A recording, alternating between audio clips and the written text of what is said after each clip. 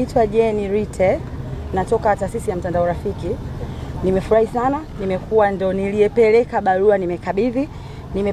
Nimepokelewa na mtu wa usalama anaitwa Patrick Mandiba. Naamini atatufikishia barua yetu. Naamini ujumbe wetu utafika. Jumbe zetu nyingi tulizoshare kwenye haya makaratasi, ukipita kwenye kurasa zetu pia tumeshare jumbe zinazohusiana na usumbufu tunaoupata. Huyu ni mwenzetu, anaishi Marekani kwa sababu nyingi ziwazo, lakini tunaamini Marekani huwa ni watu wa kufuata sheria. Marekani ni watu wanaosikia. Marekani ni watu wanaoelewa. Tunatamani sasa ifike mahali watu waambie vile wanavyoishi wao kule. Naamini Marekani hawaruhusu mtu kununua pornografia kwa mtu wa tatu, wanaita third party.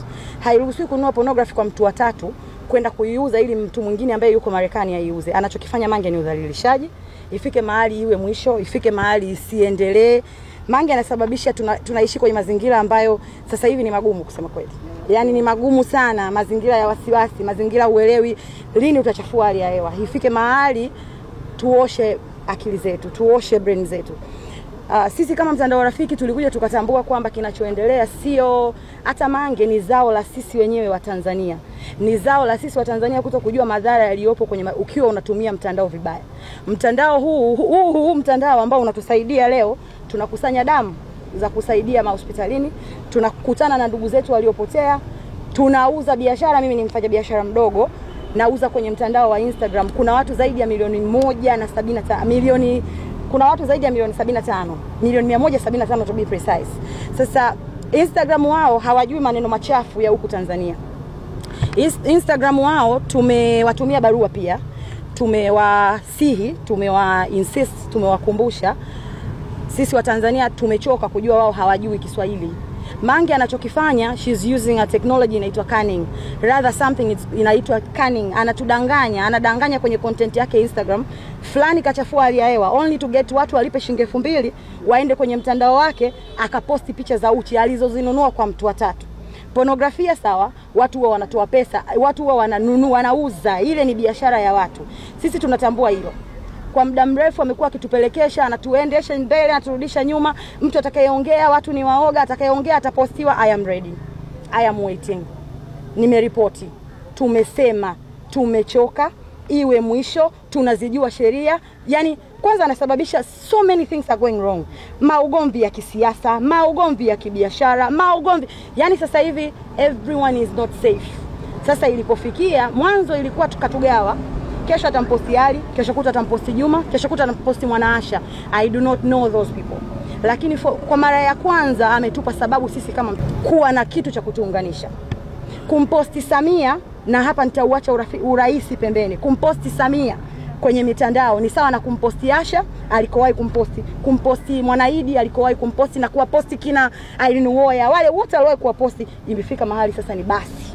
Wale labda walikuwa watuunganishi, lakini huyu mtu mmoja aliyemposti ni kweli kwamba katuunganisha. Let's just be honest. Kama yule mama kapostiwa, the first citizen, we call the president first citizen. Sasa kama first citizen kapostiwa, maana yake mama yangu hayuko salama, mama yako hayuko salama, mama zetu hawako salama. We are not happy. Atuache. Tunajua yeye kama hajui, rather yeye anajua vizuri kwa sababu yuko Marekani, anazijua sheria vizuri. Hairuhusiwi kufanya anayoyafanya. Tumeandika petition 2. Moja iko Marekani. Wa Marekani wao vitendo wanavyovisema Mange, alivyovikosoa Mange kwa Tanzania ni dhahabu. Ni dhahabu kwao. Yani kwao hiyo ni kitu ambacho wanakientertain. Nashangaa kwa nini kwake imekuwa habari. Sasa tumewauliza wa Marekani.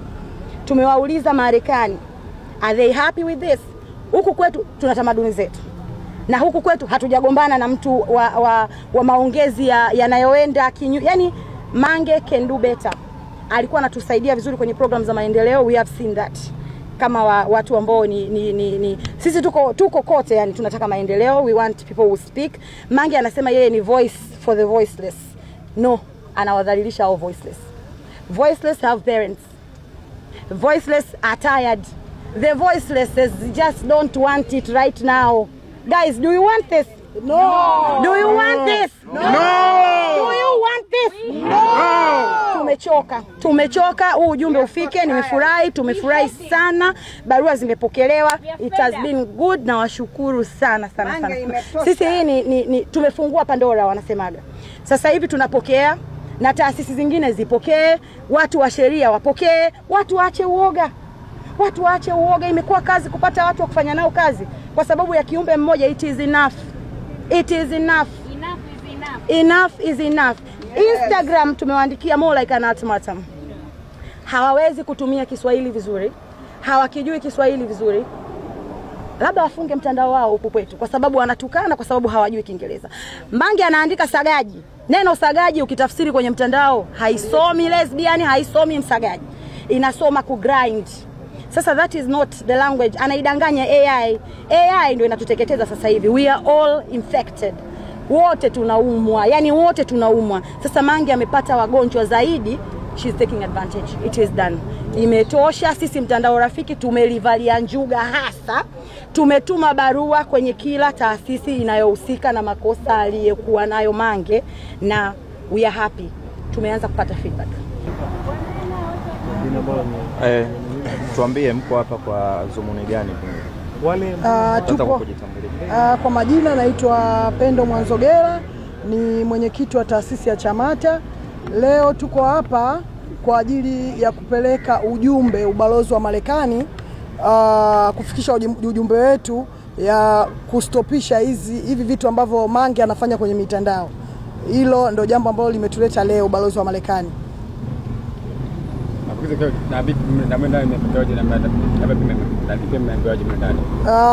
Kule ndani tumepokelewa, lengo lilikuwa barua yetu ipokelewe kwenye ubalozi wa Marekani ili wafikie ujumbe uende moja kwa moja. Tunashukuru Mungu barua imepokelewa na hilo ndio lilikuwa lengo letu leo.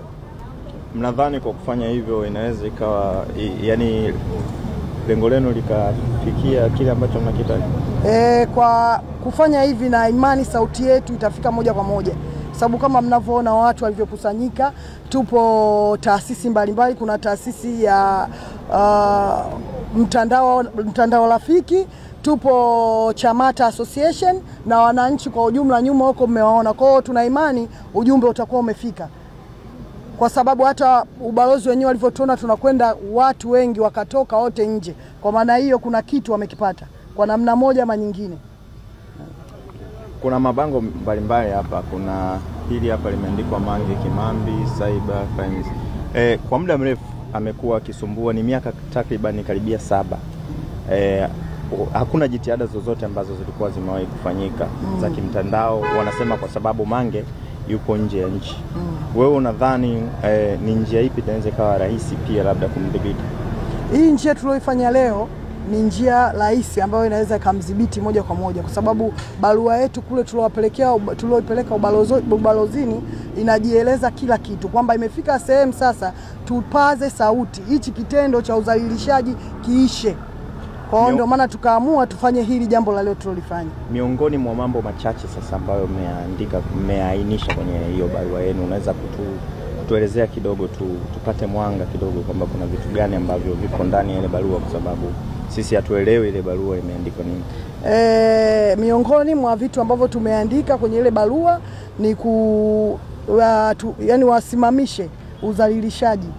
Udhalilishaji ndio tuloandika, yani lengo hasa ni udhalilishaji kwa watu wote. Sababu Mange amdhalilishi mwanamke peke yake, anawadhalilisha hadi wanaume kila siku tunaona.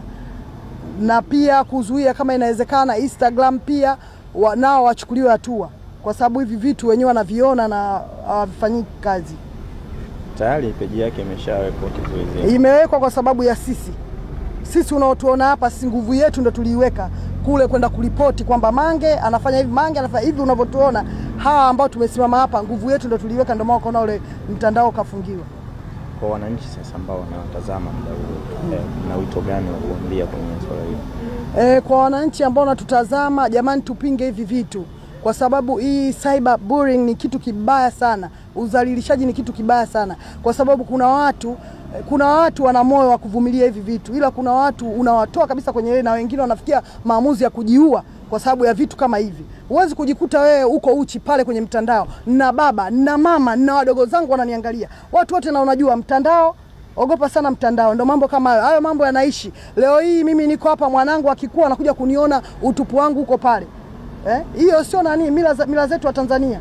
sio mila zetu kabisa wa Tanzania, na ndio maana tukachukua ile jukumu la kuandamana kufikisha ujumbe wetu kwenye ubalozi wa Marekani ili hili jambo lichukuliwe hatua, sababu naona limekuwa kama mazoea.